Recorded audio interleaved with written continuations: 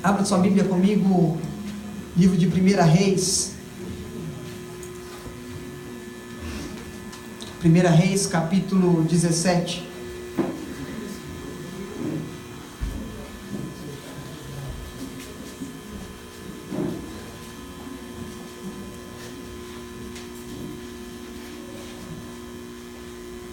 Reis 17, o verso 1. Você viu que tem alguém aí do seu lado sem a Bíblia? Junta com ele aí para vocês lerem juntos.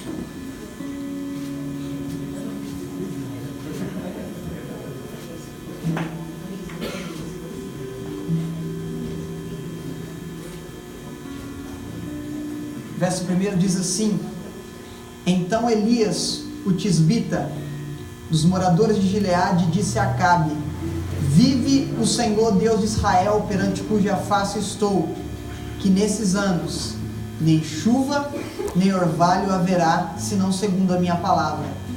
Depois veio a palavra do Senhor dizendo: Vai-te daqui e vira-te para o oriente e esconde-te junto ao ribeiro de Querite, que está diante do Jordão. E há de ser que beberás do ribeiro, e eu tenho ordenado aos corvos que te sustentem ali. Foi, pois, e fez conforme a palavra do Senhor, porque foi e habitou junto ao ribeiro de Querite, que está diante do Jordão. E os corvos lhes traziam pão e carne pela manhã, como também pão e carne à noite, e bebia do ribeiro. E sucedeu que, passando-se dias, o ribeiro se secou, porque não tinha havido chuva sobre a terra. Amém? Podeis tomar os vossos assentos? Nós conhecemos bastante esse texto. Gente, tem mais lugares aqui na frente, tem aqui. Quem quiser estar com a gente fica à vontade para vir para cá. Nós, quando vemos essa palavra bastante conhecida, e quando nós meditamos nela, nós vemos alguns detalhes que eu quero compartilhar com vocês. Nós vemos que esse período que Israel está vivendo especificamente, esse período de escassez de palavra, esse período de escassez de Deus se manifestando através do povo, foi um período que o povo ficou mais de 60 anos vivendo longe do Senhor. Eles tinham um duplo ritual. Vamos fazer um cenário aqui prático. De manhã eles adoravam a Deus, de tarde eles adoravam a Baal. Eles dividiam a adoração, eles faziam com que agradasse o povo que eles estavam vivendo junto com a terra, e depois agradava ao povo e ao Deus que tirou eles, né, que livrou eles de tudo que eles viveram, livrou eles do Egito, trouxe até a terra prometida. O Senhor falou para não se relacionar com os deuses daquela terra, mas eles se relacionaram.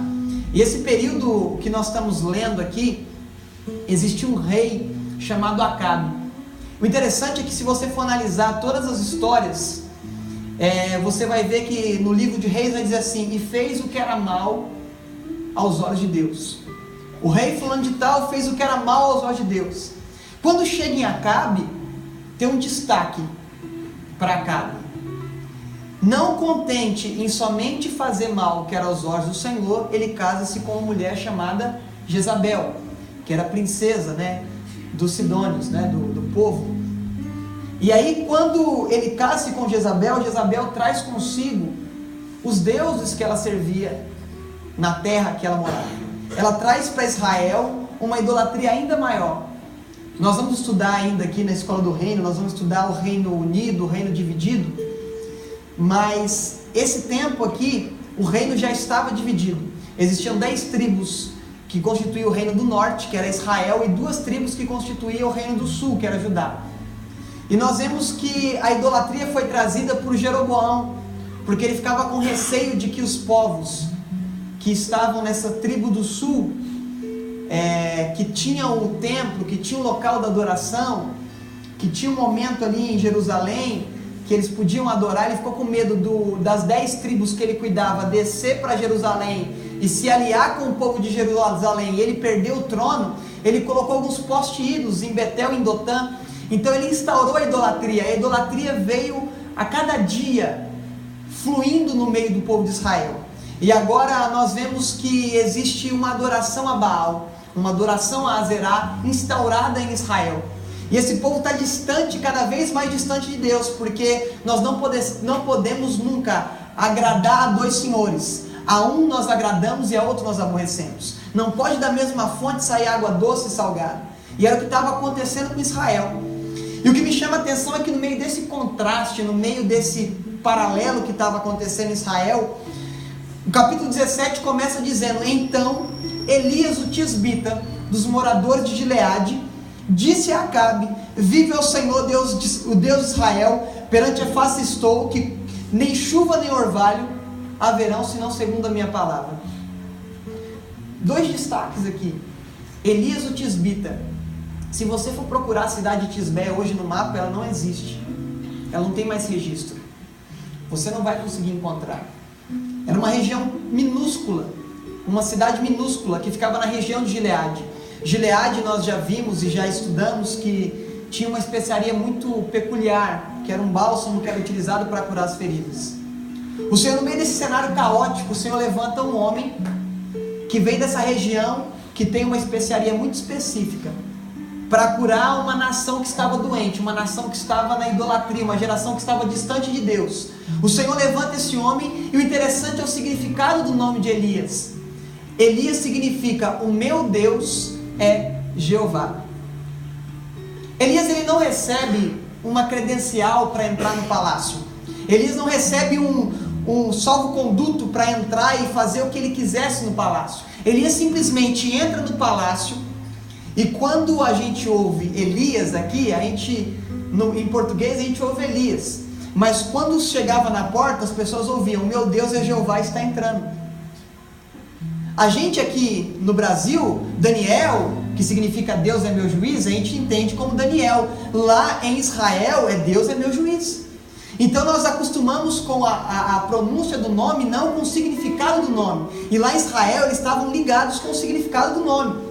Então quando Elias aparece na porta do palácio e fala: Deus, o meu Deus é Jeová, está entrando ali. E o interessante é o contraste, porque Elias traz no seu próprio nome quem ele serve, quem ele adora. Enquanto o povo está adorando duplamente, Elias está declarando através do seu nome que o Deus dele é Jeová. Ele chega no palácio e fala assim: em cuja face estou, o Deus em cuja face estou, eu vou dizer algo para vocês, que nem chuva, nem orvalho vai acontecer nessa terra, senão segundo a minha palavra. Eu não vejo em nenhum momento Elias falando assim: em nome do Senhor dos Exércitos eu digo. Eu não vejo aqui, veio a palavra do Senhor a Elias dizendo: vai até a casa de Acabe, vai até o palácio de Acabe. Simplesmente Elias se posiciona, e ele vai até Acabe, e pronuncia isso. O interessante é que Baal era o Deus da fertilidade, era o Deus que abençoava a colheita do povo, entre aspas.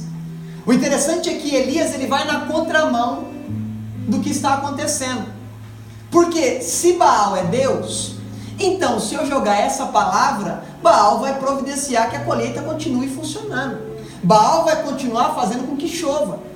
Então eu vou dar uma palavra e eu quero ver se Baal realmente é Deus. E o que ele faz? Não vai chover. Depois que ele profetiza, ele vira as costas, sai do palácio, e Deus fala assim: eu quero que você vire-se para o Oriente e desce para o riacho de Querite. Simplesmente profetiza aquelas palavras, fala aquelas palavras e sai. Não fica esperando a palavra se cumprir, não fica esperando começar o tempo de escassez para chegar e falar assim: está vendo? Eu que profetizei, está vendo? Foi eu que falei, está vendo? Eu sou homem de Deus. Ele faz de acordo com aquilo que Deus mandou. Ele falou assim: esconde no riacho de Querite. E uma coisa peculiar: quem vai te alimentar vão ser os corvos. Eu vou providenciar que você tenha pão e carne de manhã e à noite, e de tarde, o entardecer. E o interessante é o significado de cada palavra. Nas palavras não estão na Bíblia por acaso. Querite, ele deriva do verbo hebraico que chama-se sharat, que significa colocar no tamanho certo. Por exemplo, se nós só temos como passar por aquela porta, O Tiago que está ali, ele é maior que aquela porta. O Gustavo que é maior que aquela porta pequena ali. Se ele for passar sem baixar a cabeça, o que acontece? Ele bate a cabeça. Porque ele não está no tamanho certo para passar naquele lugar. Ele não está adequado. Eu passo fácil em qualquer lugar. Até no porta-luva do carro eu entro. Por quê? Eu já estou no tamanho mais do que certo. Eu já fui cortado, tudo tinha que ser para cortar. E o que Deus faz?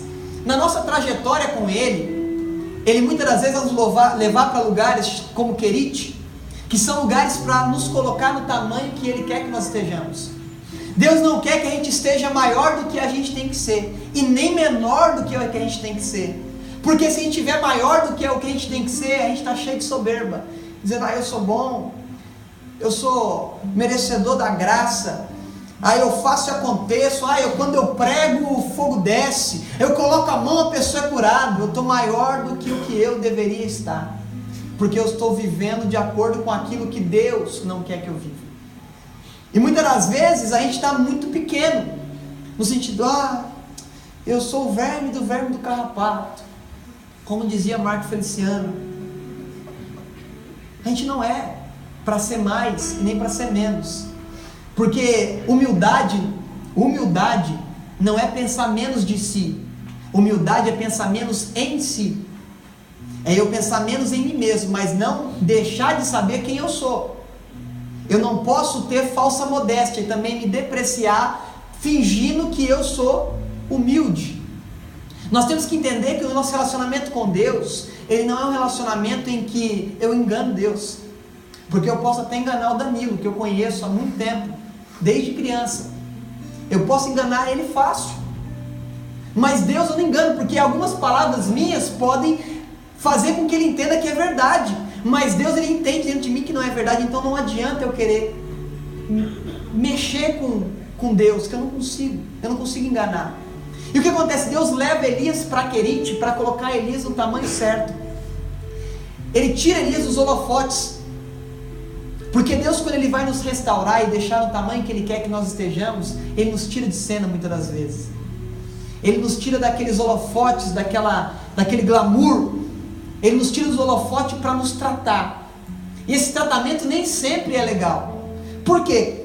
Concorda comigo que Elias saiu de Tisbé e foi para o palácio de Acabe.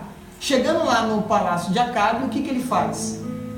Ele fala e Deus fala assim: você não vai voltar para Tisbé, você vai se esconder na região de Querite. E na região de Querite, eu que vou providenciar o alimento. Eu que vou providenciar que as fontes te saciem a sede.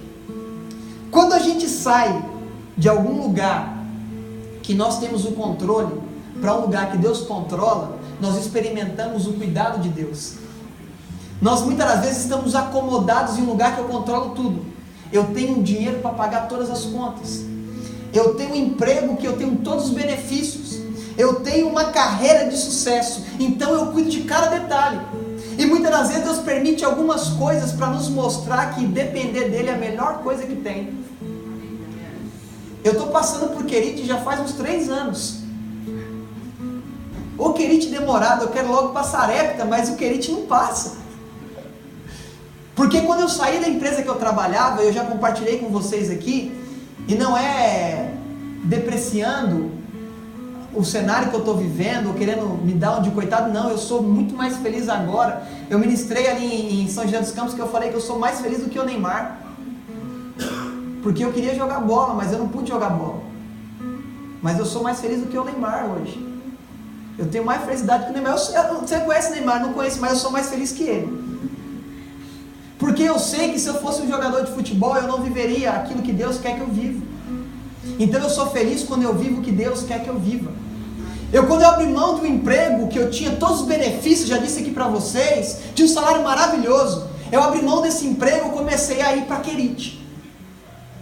Até um dia que eu recebi uma cesta de alimento em casa. Eu nunca tinha feito, nunca tinha recebido isso. Eu chegava no mercado, passava o cartão. Eu chegava no posto, passava o ticket car. Até um dia que chegou uma cesta na minha casa. E eu falei: Senhor, eu nunca tinha precisado disso. Senhor, eu nunca precisei, eu sempre dei, e agora eu estou recebendo.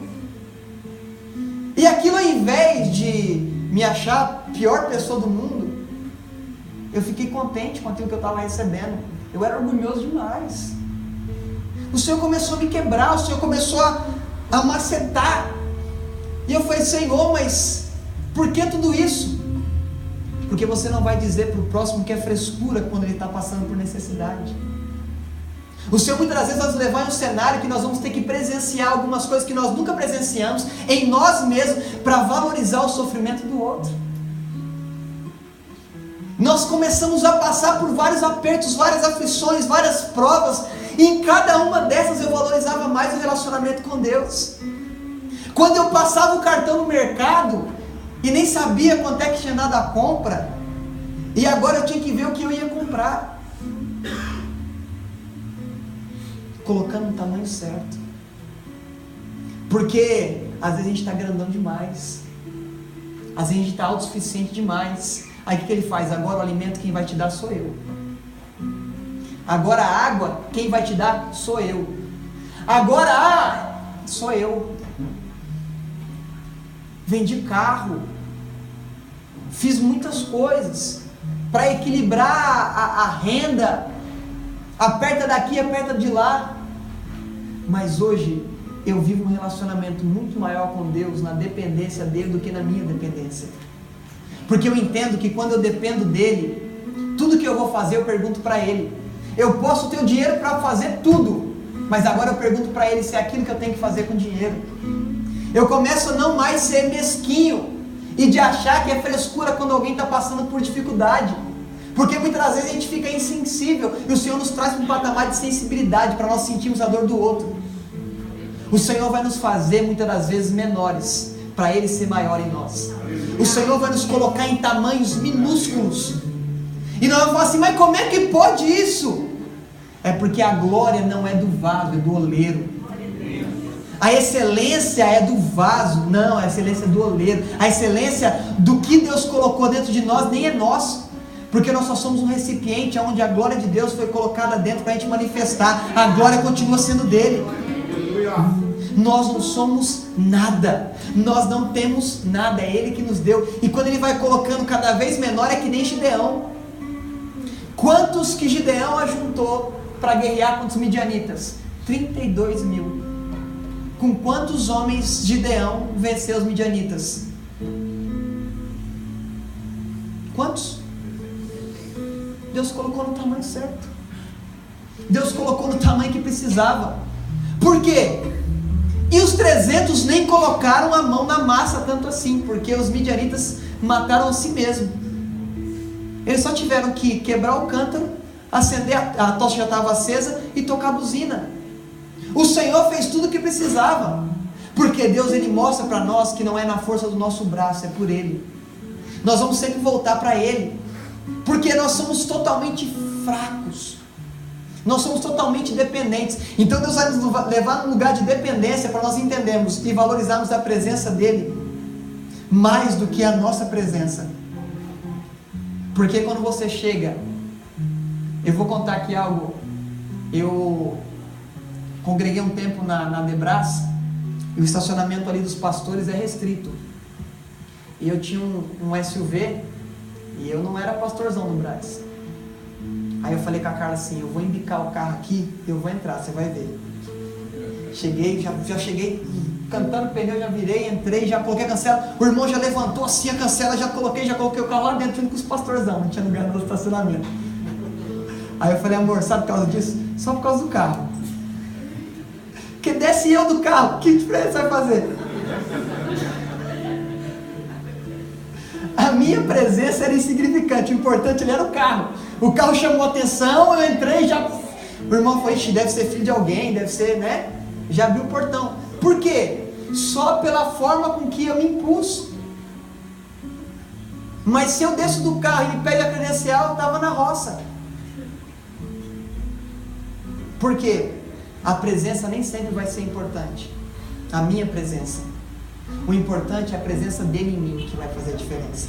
Porque nós podemos entrar em alguns lugares por causa da presença nossa, mas o que nós vamos fazer naqueles lugares que vai determinar é a presença de Deus em nossas vidas. Porque nós podemos entrar em ambientes como faculdades, nós podemos entrar em grandes empresas, em grandes multinacionais, nós podemos estar em qualquer lugar, porque se for só pela nossa presença, a nossa presença não vai ser notória. Mas quando é pela presença de Deus, Daniel, ele trocou 2 impérios, saiu do Império Babilônico para o Império Medo-Persa, ele continuou na mesma posição, porque o que fazia diferença em Daniel não era Daniel, era a presença de Deus na vida de Daniel. Nós temos que entender que o ambiente não pode mudar quem eu sou, o ambiente não muda quem eu sou, porque Deus é maior do que o ambiente. Se Deus é maior que o ambiente, eu não posso ser mudado no ambiente que eu estou inserido. E Elias, ele começou a viver isso, dia após dia. Chegava lá de manhã, estava pãozinho, de tarde pãozinho, estava com sede, ia lá no riacho. Olha o que acontece, chegou uma hora que, você vai ver no versículo 7, e sucedeu que passando-se dias o ribeiro secou, porque não havia chuva sobre a terra. Ele estava vivendo a consequência daquilo que ele falou. Ele falou, nem chuva nem orvalho haverá, senão segundo a minha palavra. O que aconteceu? Parou de chover, o ribeiro secou. A gente muitas das vezes começa a interpretar algumas coisas que acontecem na nossa vida como sendo desaprovação de Deus. Ribeiro secou. Nossa, Deus está me provando. Olha, Deus não me ama. Eu fiz alguma coisa de errado, eu tenho que voltar para a palavra aqui. Deixa eu tirar uma palavra aqui para ver. Peraí, estou desalinhado, deixa eu ver aqui. Aí sai lá, e Gomer era prostituta. Deus falou com você?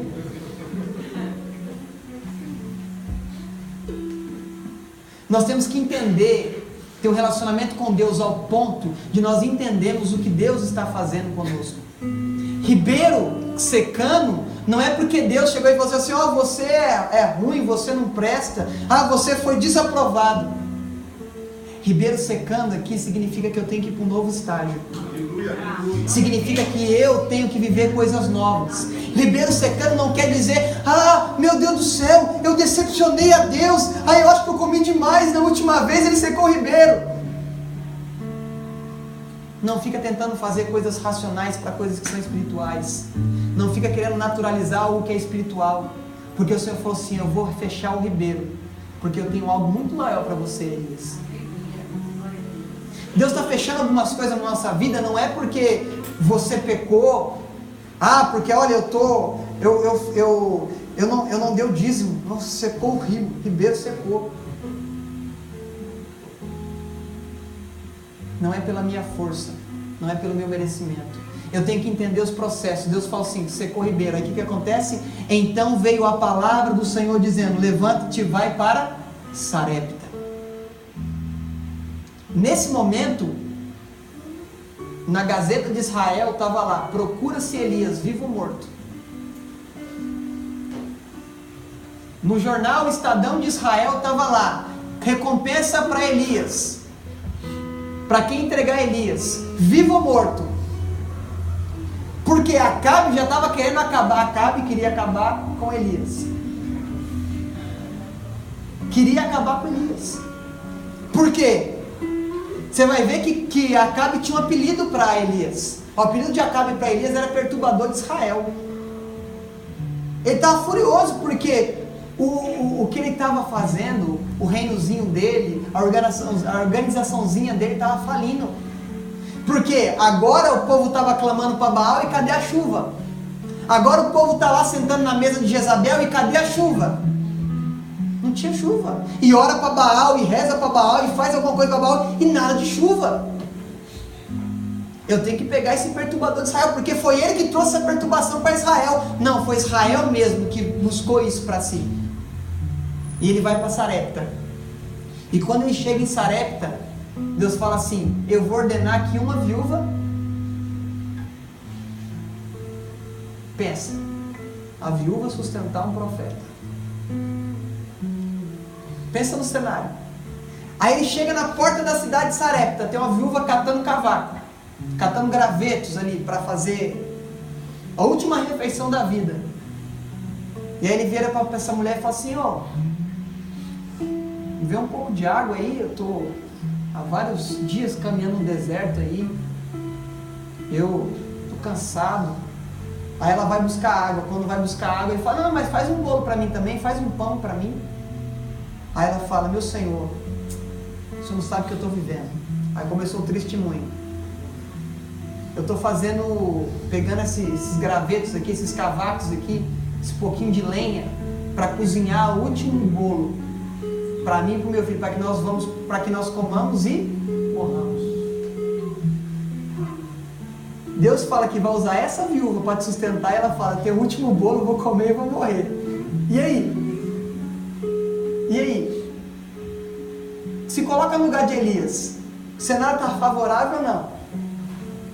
Tudo piorando, porque pelo menos no riacho os corvos traziam o alimento. Estava ali na horinha, de manhã, de tarde, de manhã, de tarde, água, de manhã, de tarde, água, de manhã, de tarde. Está tudo ali, secou. Agora uma viúva vai te sustentar. Porque muitas das vezes nós achamos que os problemas que nós enfrentamos e que nós já vencemos, nós já somos expert. Aí Deus vem com um problema novo e fala que você vê que você não sabe nada, que você não manja nada. Ele tira você da zona de conforto. Sabe o que significa sarepta? Sarepta deriva de um verbo hebraico que diz refinar. Refinar. Quando nós esquentamos um metal numa temperatura altíssima, ele fica em estado líquido. E quando você esquenta esse metal a essa temperatura altíssima, sai do metal uma coisa chamada escória. Escória é tudo que é ruim do metal. Essa escória que sai do metal, quem está refinando tira para que o metal fique puro. E o interessante é que quando essa escória sai, você tira a escória, porque ela é mais pesada. Então ela vai descer essas impurezas. Em cima fica reflexivo, né? Refletivo, na verdade. E o interessante é que quando o metal ele está sendo refinado, quando o refinador chega perto, o metal não tem a forma que ele tinha antes. O metal começa a refletir quem está refinando. Quando Deus ele começa a nos refinar, Ele vai nos levar a temperaturas que nós não estávamos acostumados. Ele vai nos levar a lugares que nós não estamos acostumados. E quando nós começamos a ser refinados por Ele, Ele vai começar a tirar de nós a escória, tudo que não aproveita, tudo que não é bom. Ele começa a tirar de nós, porque Ele falou assim: não, para eu fazer o que precisa ser feito na sua vida, eu tenho que tirar algumas coisas que não são boas. E nós somos como um metal na mão do Senhor. Mas a diferença é que esse metal pegou e foi... Esse metal não foi conduzido ao Senhor. Esse metal escolheu ir ao Senhor. É como se nós colocássemos uma perninha numa barra de ferro, uma barra de aço, e essa barra fosse correndo para o refinador e fosse: me refina. Nós somos assim na mão do Senhor. Quando nós aceitamos o propósito dele para nós, nós vamos até Ele e falamos assim: Senhor, refina aquilo que precisa refinar. Senhor, tira de mim aquilo que precisa ser tirado, porque não quero viver da forma que eu estou vivendo. Tira de mim toda a escória, tira de mim tudo que não aproveita. E Ele vai tirando cada uma dessas coisas. E quando nós vamos ver, nós já não estamos refletindo mais a nossa imagem, mas a imagem de quem está nos refinando. Nós não estamos refletindo nossa vida, mas estamos refletindo a vida dele em nós. Nós começamos a andar e as pessoas falam assim: é Cristo através dele, porque se não fosse Cristo através dele, ele não faria o que ele está fazendo. Nós vamos passar por alguns momentos que Deus vai começar a deixar a gente pequeno, no tamanho que precisa, e depois Ele vai nos refinar para que tire tudo de nós. Porque quando você tira do tamanho, que ainda está no tamanho certo, mas ainda precisa ser mudado. Está no tamanho certo, mas precisa tirar algumas coisas a mais. Então Ele vai levar para a refinaria. E o Senhor está nos refinando.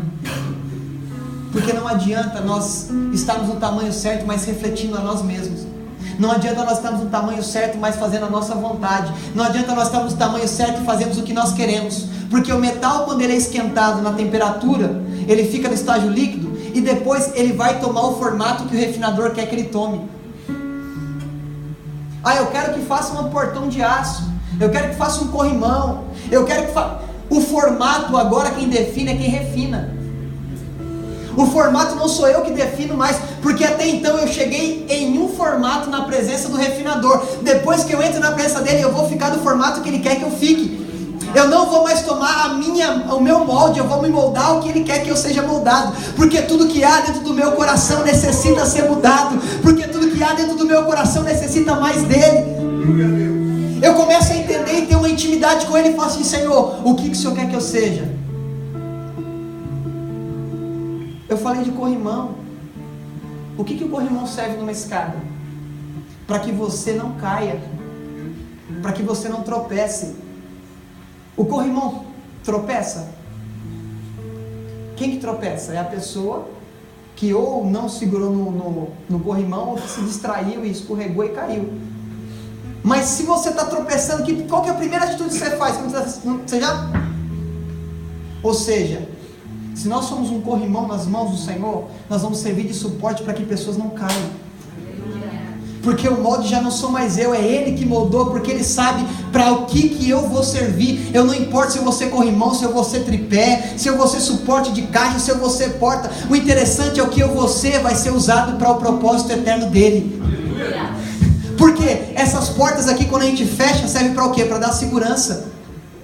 Algumas coisas Deus vai utilizar, algumas pessoas vai utilizar para ser segurança na vida da outra, algumas pessoas Deus vai usar para ser suporte na vida da outra, algumas pessoas vão ser usadas para o quê? Para apoiar outras coisas. Nós temos que entender que para cada um Deus tem um formato, para cada um Deus tem um propósito, e cada um tem que se moldar ao propósito eterno e não ao seu próprio propósito. Porque hoje é feriado prolongado, amanhã é feriado prolongado. Nós poderíamos muito bem ter marcado vários compromissos. Não é errado, não me interprete mal, não é errado, pelo contrário, nós temos que descansar, nós temos que usufruir. Mas cada um dos que estão aqui nessa manhã escolheram estar aqui, ninguém o obrigou. Porque nós vamos por livre e espontânea vontade até a presença do refinador, e falando para ele assim: me refina, refina. Porque agora eu estou refletindo Ele, eu não estou mais refletindo a mim, eu estou refletindo a vontade dEle, o querer dEle. Eu não importa o que eu seja na presença de Deus Altíssimo, o importante é que Ele use para o propósito dEle. Eu não estou importando se eu vou ser pequeno, se eu vou ser alto. Eu já tinha o grilo de tamanho, você sabe, né? Quando eu cantava como Zaqueu, eu já me sentia, né? Até o dia que eu falei: eu vou ser desse tamanho mesmo. Já passei nos 21, estou com 22 agora.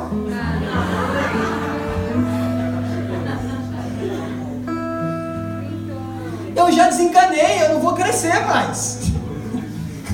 Deus já me deixou nesse tamanho, eu não vou ser tamanho do Leia, do Tiago, do Gustavo. Não vou, paciência. Mas eu corro mais rápido que os três. Me pega na quadra. Nós temos que entender que o formato que Deus nos fez foi para a glória dEle. Então o que eu sou tem que glorificar o nome dEle. Então não interessa se eu sou pequeno, se eu sou baixo, se eu sou magro, se eu sou gordo. Não interessa, interessa se eu sou para a glória dEle. Não interessa qual posição eu exerço no corpo, interessa que eu estou ligado ao corpo. E o corpo tem um cabeça que é Cristo, e eu sigo o comando do cabeça. Não importa se eu sou unha, se eu sou dedo, se eu sou pé, se eu sou... Não importa. O importante é que eu estou conectado nele. E eu estou para servir ele. Porque eu escolhi, mesmo sendo filho, escolhi ser servo. Na terça-feira, na quarta-feira nós tivemos um estudo sobre curados para servir. E eu mencionei isso. Porque o filho escolheu ser servo. O filho escolheu ser servo para servir o propósito eterno. Nós somos filhos ou não somos? Nós também escolhemos ser servos. Nós somos escravos da vontade. Nós somos servos que tivemos o livre-arbítrio de escolher ser escravo da vontade do Pai. Porque nós não fazemos por troca. Nós não fazemos por recompensa. Eu vou ter galardão. Eu não estou preocupado com o meu galardão. Se eu vou receber, se eu não vou receber, qual que vai ser o tamanho, o que vai ser, qual que vai ser o formato. O que me importa é que quando eu estiver aqui, eu fazer o propósito dele. E quando chegar lá, eu dar um abraço nele. Tá bom demais. Porque o que vier é consequência, não é objetivo. Porque quando nós tratamos coisas por objetivo, nós andamos por coisas. Mas quando nós tratamos coisas como consequência, elas vêm e nós nem precisamos forçar para que elas venham. Os sinais seguirão os que creem, não os que creem seguirão os sinais. Tem muita gente procurando sinal. Ah, vou lá porque tem isso, vou ali porque tem aquilo, vou lá procurando sinal. Os sinais de que Cristo é, seguirão aqueles que creem que Cristo é, e acabou. Eu não preciso ficar pingando. Eu tenho foco, eu tenho um propósito. Eu posso estar em qualquer lugar que esse ambiente não me muda. Aí Elias vira para essa mulher e fala assim: vai lá, faz para mim capítulo 17. E indo buscar, ela chamou: traz-me agora também um bocado de pão. Aí ele fala assim, então Elias disse no versículo 13: não temas, vai e faze conforme a tua palavra, porém faze primeiro para mim um bolo pequeno e traz-me para fora, depois farás para ti teu filho, porque assim diz o Senhor de Israel: a farinha da panela não se acabará e o azeite da botija não faltará, até o dia em que o Senhor dê chuva sobre a terra. Ou seja, essa cidade não pertencia a Israel. Sarepta não pertencia a Israel. A falta de água já estava tocando as cidades em volta, os lugares em volta. O que acontece? Já chegou um patamar de que as nações circunvizinhas já estavam sendo impactadas pela falta de chuva. Ele não falou não vai chover sobre Israel, ele falou não vai chover sobre a terra. Ele fechou geral, não foi só para Israel.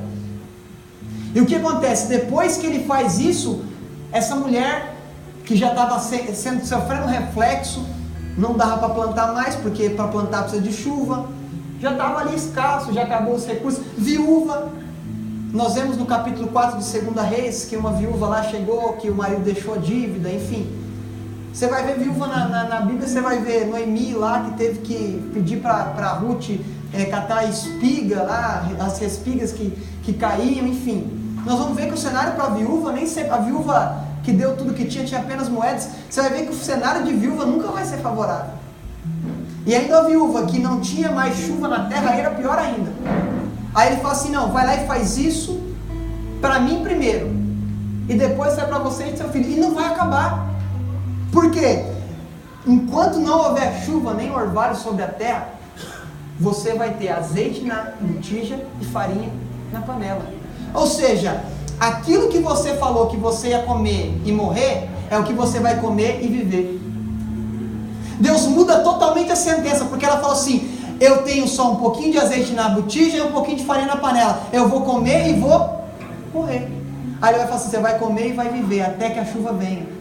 Porque Deus, Ele faz infinitamente mais do que pensamos e imaginamos. Nós estamos com um cenário desfavorável. Ele fala assim: eu sou o caminho, a verdade e a vida. Ninguém vem ao Pai a não ser por mim. Ele fala: eu sou a ressurreição e a vida. Alguém que esteja morto viverá, mesmo que esteja morto viverá. Ele fala assim: eu vim para dar vida e vida com abundância. Ele não veio para não deixar a gente da mesma forma que a gente está.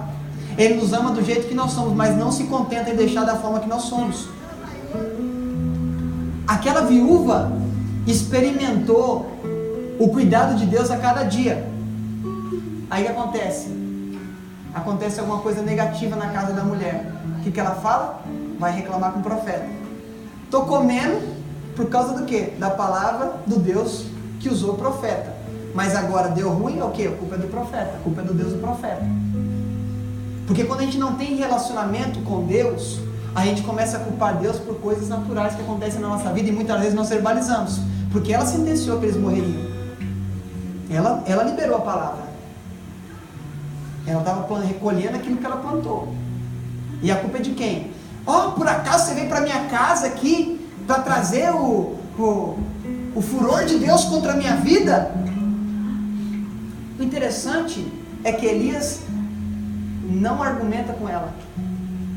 Elias não chega e fala assim: olha, eu vou abrir aqui a Bíblia e vou te dar uma palavra.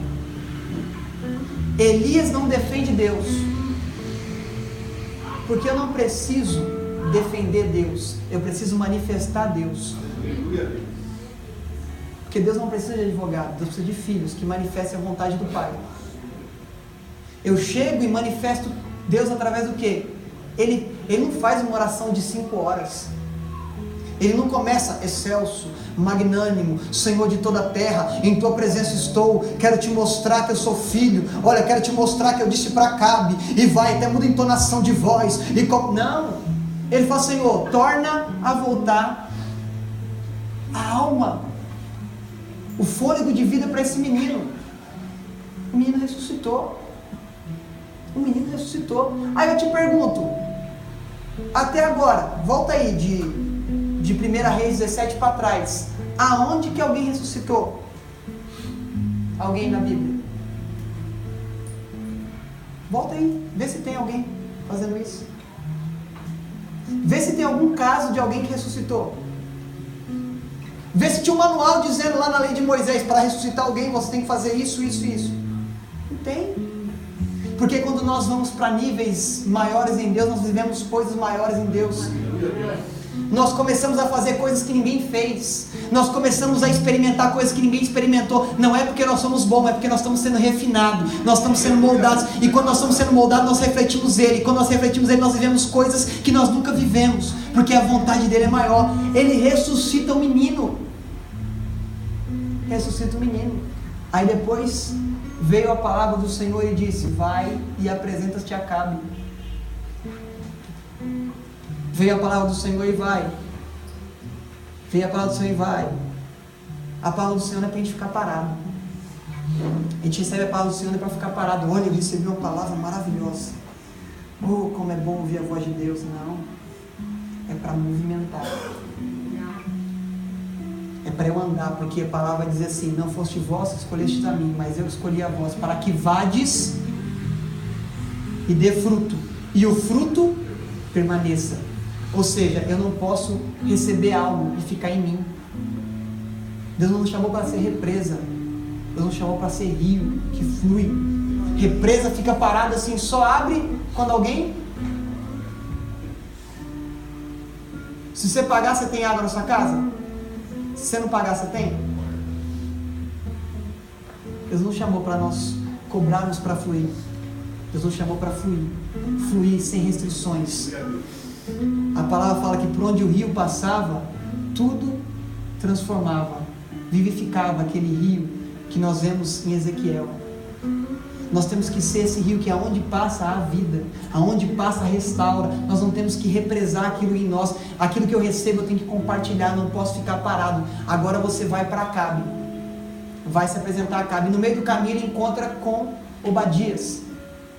Obadias era um homem que ele tinha separado 2 grupos de 50 profetas, colocou na caverna e dava pão e água para esses profetas. Porque todos os profetas estavam sendo mortos pela mão de Jezabel. Os profetas do Deus verdadeiro estavam sendo mortos por Jezabel. Obadias guarda esses homens e alimenta esses homens com o seu próprio salário. Ele trabalhava para Acabe, dentro da casa de Acabe, recebia recursos de Acabe, mas os recursos de Acabe era revertido em favor dos profetas. Há uma linha teológica que diz que aquela mulher de 2 Reis, capítulo 4, era esposa de Obadias, mas não temos como afirmar. Que ele ficou desavantajado financeiramente por abençoar a vida de 100 profetas. Ele aparece para Obadias fala assim: não, mas eu não posso. Eu não posso. Porque vai que Deus te manda para outro lugar, aí eu volto aqui, aí Acabe me mata. Ele fala: não, pode dizer que eu vou me encontrar com ele. O interessante é que quando ele se encontra com Acabe, Acabe chega e fala assim: ô perturbador de Israel, diz o apelido que tinha interno, ele exporta. Porque para ele chamar perturbador de Israel, ele já chamava em casa de perturbador de Israel. Já era alguma coisa comum. Então ele só trouxe à tona o que ele já chamava Elias. Aquele perturbador de Israel que profetizou aí que não teve chuva e não choveu mesmo. Ele trouxe o caos para cá. Aí o que acontece? Quando ele volta para a presença de Acabe, Acabe fala isso, ele propõe um desafio. Fala assim: vamos reunir a profetaiada toda que você tem aí. Vamos reunir lá no monte e nós vamos ver quem que é o verdadeiro Deus. Nós vamos provar e ver quem é o verdadeiro Deus. Junta 450 profetas de Baal, 400 profetas de Azerá. Junta. Elias permite que eles sacrifiquem primeiro. E existiam 2 altares. Existia o altar de Baal, existia o altar a Deus. Existia o altar que o pessoal sacrificava as coisas para Baal e o fogo descia. Tinha uma manipulação que fazia com que o fogo não viesse de cima, viesse de baixo, para que o povo entendesse que Baal respondia. Aí o que Elias faz? Elias fica ali do lado. Não tem como manipular. Não tem como haver manipulação aonde tem homem de Deus. Não tem como vir fogo diferente quando tem homens que estão de acordo com a vontade de Deus. A manipulação vem quando não tem homens que se colocam no patamar de homem de Deus, se colocam como patamar de homens de recado, homens de comércio, homens de política. Aí tem manipulação. O sagrado é manipulado.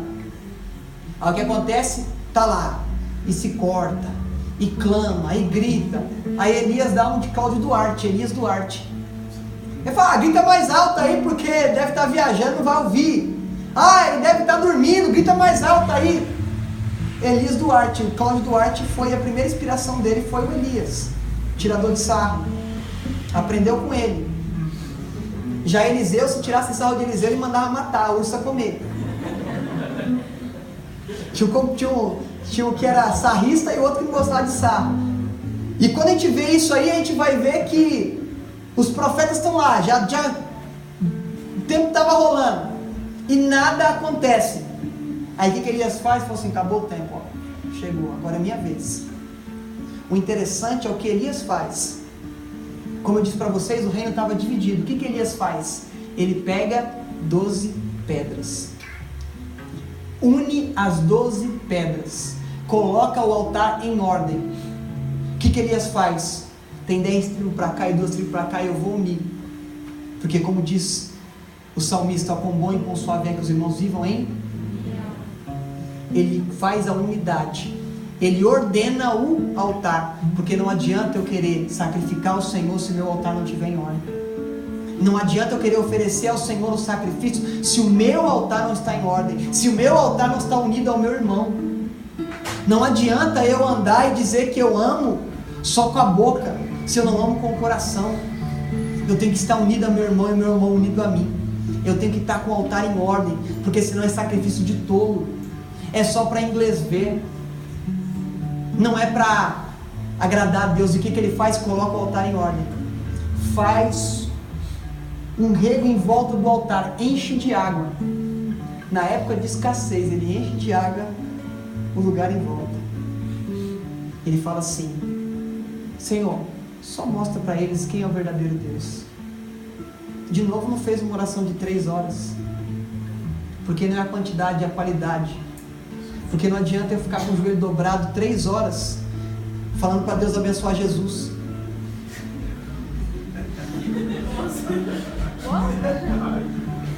Eu tenho um calo no joelho, mas a gente tanto fala, Deus abençoa Jesus.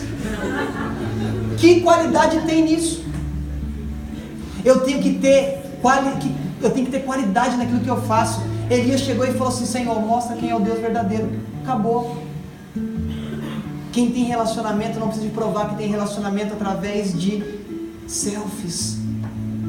De olha, estou aqui subindo, quem quiser oração.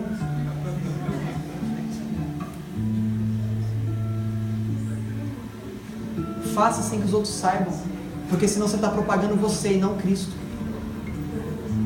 Relacionamento explícito é pornografia. Relacionamento explícito é pornografia. Sim ou não? Se é explícito é pornografia. Relacionamento com Deus, as pessoas não precisam saber que você tem relacionamento com Deus. Quem precisa saber que você tem relacionamento com Ele é Ele. Porque você não vai ser mais ou menos querido por Ele porque você tem relacionamento com Ele.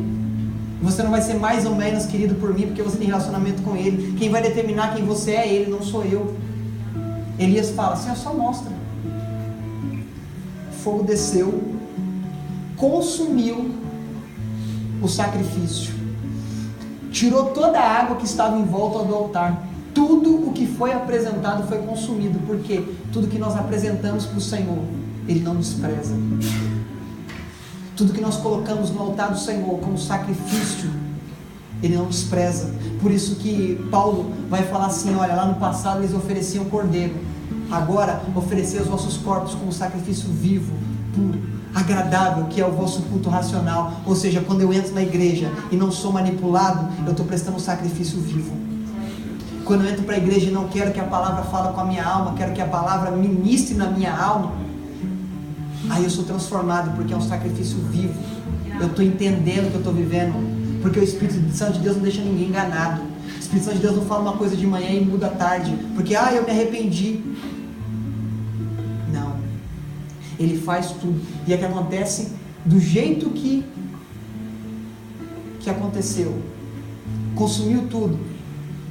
Agora Elias mata os profetas tudo, manda prender tudo, mata tudo. Fala para Acabe, olha, você emparelha os carros aí, que eu já ouço o som de uma abundante chuva. A chuva vai vir sobre a terra, a chuva vai molhar a terra. E o interessante é que Acabe, quando ele sai correndo, Acabe tinha carro com cavalo, né? Um carro, o cavalo seguia e levava o carro, saiu. A palavra fala que Deus cingiu os lombos de Elias e Elias passou na frente do carro. Elias foi turbinado por Deus. Elias está a pé e corre mais do que Acabe com o cavalo. Lembra? Está no texto, né? Não é invenção minha não, está no texto. Ele a pé andou mais rápido do que Acabe com o cavalo. Carro de cavalo, que tinha mais de um cavalo, chegou na frente. Porque não importa como é que eu ando, importa se eu ando pela direção de Deus. Não importa como eu falo, importa o que eu falo é de Deus ou não é de Deus. O importante é como eu tenho vivido, porque Deus, se for preciso colocar um tubo no seu pé, Ele coloca, mas Deus não me deu carro, mas te deu um tubo no pé que vai ser melhor do que o carro. Porque às vezes você com o carro, você sofreu um acidente e ia morrer. Nós temos que entender que tudo coopera. Nós temos que entender que quando nós estamos debaixo da direção de Deus, eu vou para a presença dEle a hora que Ele quer. Porque Elias, depois de tudo isso, sumiu no redemoinho. Eu não vi falar que Elias morreu. Quem tem relacionamento com Deus não se priva de viver com Ele para todo sempre. Quem tem relacionamento com Deus não vai ficar preso à terra. Fala assim, minha capinha aqui, a minha unçãozinha aqui. O que ele faz? Ele joga a capa para Elias, para Eliseu. Não vou ficar preso com unção, eu estou com a presença dele. Por que eu vou precisar de unção? Por que eu vou precisar? Não preciso mais. Nós temos que entender que tudo que Deus faz tem um propósito, e nós vamos voltar para Ele no final das nossas vidas. Nós vamos andar aqui, Ele vai colocar a gente no tamanho certo, Ele vai refinar a gente do jeito que tem que refinar, Ele vai nos colocar em situações de perigo, porque 850 contra 1, porque os que tinha lá era meio frouxo, que estava tudo assim, o que vai dar disso aí? O Deus verdadeiro respondeu, e o Deus verdadeiro faz matar 850, para que o nome dele seja glorificado. O Deus verdadeiro faz 300 ganhar de mais de 150 mil homens. O Deus verdadeiro faz um menino vencer um gigante, mas não é pela minha força, é pela força dele. O Senhor vai nos levar a desafios, a coisas que nós vamos ter que trilhar e que nós vamos vencer pela força dele, e depois que acontece, nós vamos voltar para a presença dele, da forma que ele quiser, porque nossa origem, nosso destino é o céu. Nossa origem, nosso destino é Ele. Nós viemos dele, voltaremos para Ele. Nós saímos dele, voltaremos para Ele. Porque Ele quer a gente com Ele para sempre, todo sempre, na eternidade. Elias foi levado num redemoinho até os céus. E eu não sei como é que eu vou ser levado. Eu sei que eu vou ser levado. Se vai ser no arrebatamento ou no arrebentamento, não me importa. Sabe por quê? Porque a gente fica preso a como as pessoas morrem. Porque nós somos humanos, nós somos apegados ao corpo. Para Deus não tem diferença se a pessoa morreu de câncer ou morreu com que o trator passou por cima da cabeça. Não tem diferença, porque é corpo. O que interessa para Deus é o que está dentro e não o que está fora.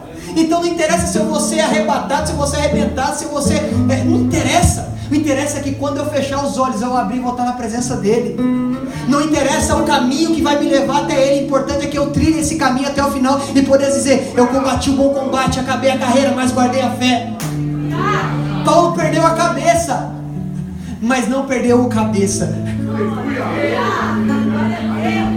Paulo falou assim: já estou sendo oferecido. como sacrifício. Já estou sendo oferecido, já está acabando. Ele escreve lá em 2 Timóteo capítulo 4, só que ele fala para Lucas, ele fala para Timóteo, ele fala assim: olha, traz para mim a capa, porque aqui está frio. Traz para mim os pergaminhos. E diz para João Marcos que ele é precioso para mim. 3 coisas que Paulo escreve a Timóteo. Primeiro, está frio aqui, o clima aqui é ruim. Preciso da minha capa, traz a minha capa. Eu estou em situações aqui de frio. Depois ele fala assim: traz os pergaminhos, para que eu possa ler. Paulo, dali a poucos dias ia morrer. O que adiantava ler mais um pouco na ótica humana? Vai ler para quê, meu filho? Você vai morrer. Enquanto eu estiver vivo, eu quero me encher dele. Ah, mas tem só 3 dias, não importa, esses 3 dias eu vou viver para ele. Ah, mas Paulo, daqui a pouco vão decapitar você, não interessa, a minha cabeça cai aqui, mas quando eu levantar eu vou estar lá com ele para toda a eternidade, eu vou estar conectado com ele para todo sempre. E ele reconhece que em um determinado momento ele criticou um homem, sobrinho de Barnabé, que foi na primeira viagem missionária e desistiu da viagem missionária. E na segunda viagem missionária foi João Marcos e Barnabé para um lado, Paulo e Silas para o outro. O que ele faz no final da sua carreira? Ele reconhece e fala assim: fala para ele que ele é precioso. Não vou deixar de morrer, não vou morrer sem dizer que ele é precioso para mim, porque eu não vou deixar nada aberto. Eu vou fechar todas as pontas antes de me encontrar com o Eterno. Então você tem que pedir perdão para alguém, peça. Se você tem que dizer que alguém é precioso, diga. Porque não adianta você morrer com orgulho. A humildade precede a honra, mas a soberba precede a queda. Não adianta nós sermos orgulhosos e preceder uma queda na nossa frente. É melhor nós sermos humildes, verdadeiramente humildes, para entender que nós não somos nada e Ele é tudo. Já pensou você poder olhar para o Novo Testamento e dos 27 livros do Novo Testamento você saber que 13 foi para Paulo, e tem um ali que é quase que atribuído para Paulo, que seria Hebreus? Já parou para analisar isso? Mas esse homem carregou consigo as marcas de Cristo. Esse homem falou assim, quando o pessoal chegou para ele e falou assim: para de pregar, poupa a vida, ele falou: ai de mim se eu não anunciar as verdades do reino, as verdades de Cristo. Ele vai dizer, e aqui eu encerro, abre comigo aí em Atos 20, 24.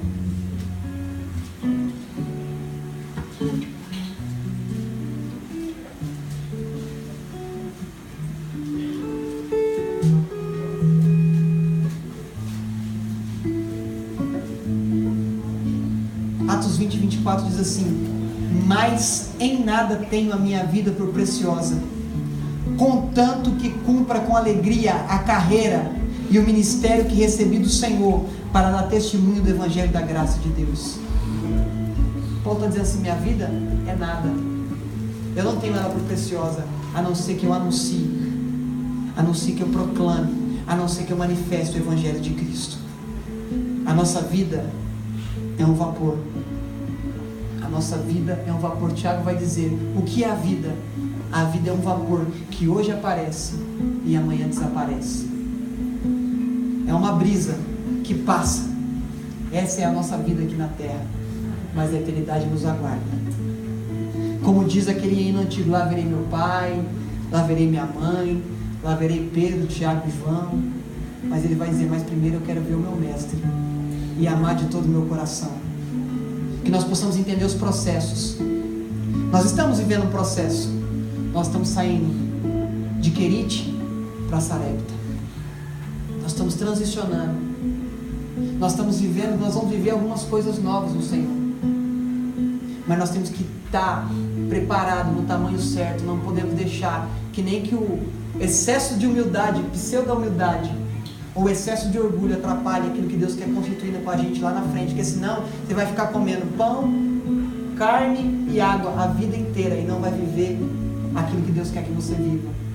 Se Elias não tivesse tomado a posição de vir pela palavra de Deus, ia morrer de fome lá em Querite, porque o corvo não ia mais, porque o corvo ia até quando Deus mandava, a água já tinha secado. Então nós temos que entender que alguns processos são necessários para que nós possamos viver. Depois nós vamos ser refinados e vai ter um outro processo, e vai ter sempre um outro processo. Porque se nós não entendermos, nós vamos viver em círculo, vamos ficar assim, a vida toda. E nós temos que viver em ciclos. Encerra um ciclo, inicia outro ciclo. Porque eu tenho que fechar algumas pontas. Se for preciso pedir perdão para João Marcos, peça. Se for preciso falar para trazer os pergaminhos para você ler coisas que você ainda não teve tempo de ler, leia. Que a prioridade seja Cristo. Que o começo e o fim seja Cristo. Que a vida nossa não seja nossa, mas seja a vida de Cristo. Porque não adianta nós nos reunirmos todos os domingos, sermos agraciados com a presença de Deus, sermos ministrados pela palavra e pelos louvores, mas saímos daqui da mesma maneira que nós entramos. Nós temos que entender, os processos são necessários para que eu reflita mais a Cristo, menos eu, para que eu viva mais Ele, menos eu. Amém? Curva sua cabeça. Senhor, nós te pedimos